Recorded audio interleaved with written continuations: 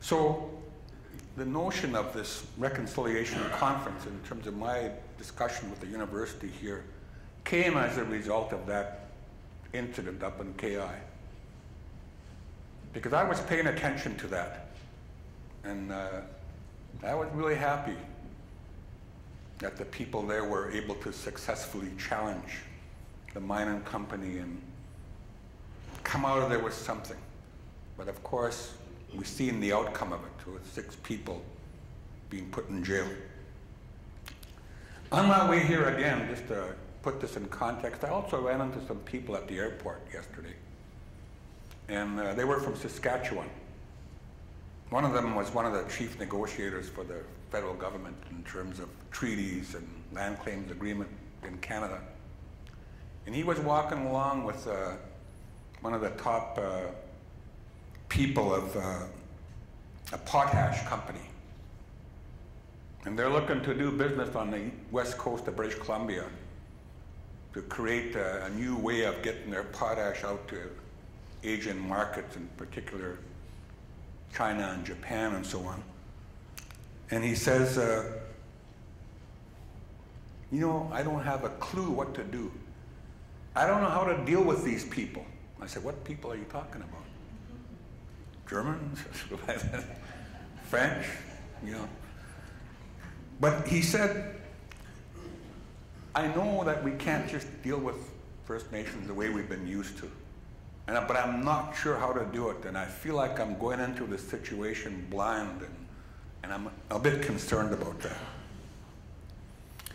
Then finally, just another example I want to throw at you so you kind of have some context, and that has to do with Enbridge, which is looking at building a major pipeline, you know, through Alberta into British Columbia, connecting to Kitimat, and then being transferred onto tankers to take it down the west coast or to wherever they need to go. Now, they've been doing this project for many, many years. And so, of course, they're having to deal with First Nations people. In my opinion, they never did take it seriously. And then they wasted a lot of time and a lot of money just dancing around the table. And their attitude, which they held up until this past year, was that, well, we know we got to deal with these people, but they don't have a veto, so we don't have to worry about it, you know, and we just have to prove and show that we consulted.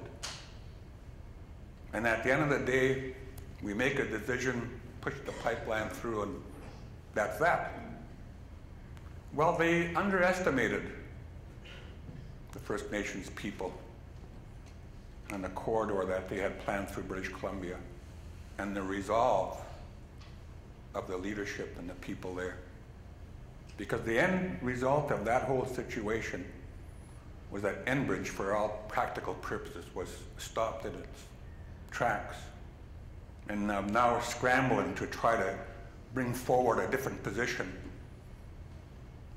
Come on, talk to me, we'll give you some equity.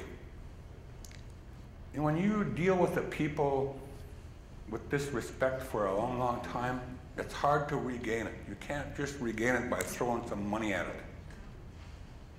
And the people there, initial reaction was, no thank you. No thank you.